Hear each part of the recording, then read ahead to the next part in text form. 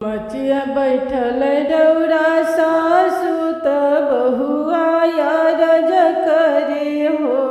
सासु दे देती पियरी चुनरिया त गंगा हम नहाइब छठ व्रत करब हो। मचिया बैठली रौड़ी सासु त बहुआ रज करे बहुआ रज करे हो। बहुआ दे देती हमके पियरिया त गंगा हम नहाइब छठी के व्रत करब छठी के व्रत करब हो। सासु जी बोलही के रहली ननद बोलिया बोलली ननद बोलिया बोलेली हो।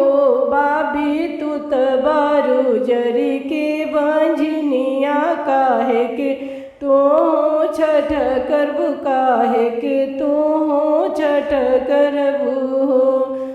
भाभी तू त हऊ जरी के बंझनिया काहे के तू छठ करबू काहे के छठ करबू हो।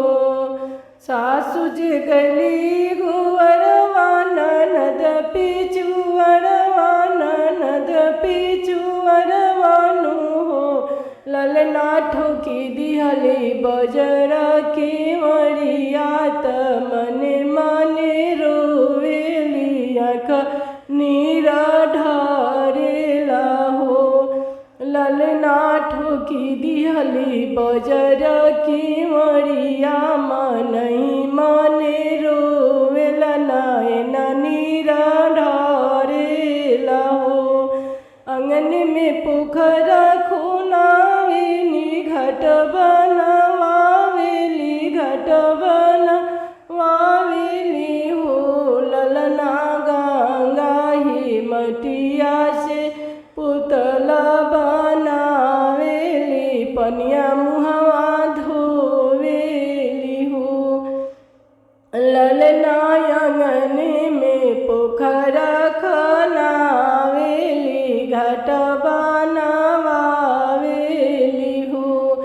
ललना मटिए के पुतला बनावेली पनिया मुहवा धोवेली हो। जब जे धोवेली मुहवा त बलका सकर सकर करे हो। ललना अखिया में करेली काजरवा पुकार छोड़ के रोवेला पुकार छोड़ के रोवेला हो। ललना अखिया में करेली काजरवा पुकार छोड़ के रोवेला हो। जब ससु सुनली रोइया के वरिया खटखटावेली के वरिया खटखटावेली हो। बहुआ खोलना बजर के वरिया त के करबल करोवे हो। ननद जे सुनली रोइया के वरिया खटखटावेली के वरिया खटखटावेली हो। भाभी खोलना बजर के वरिया के करबल करोवेला हो। भाभी खोलना बजर के वरिया के करबल करोवेला के करबल करोवेला हो।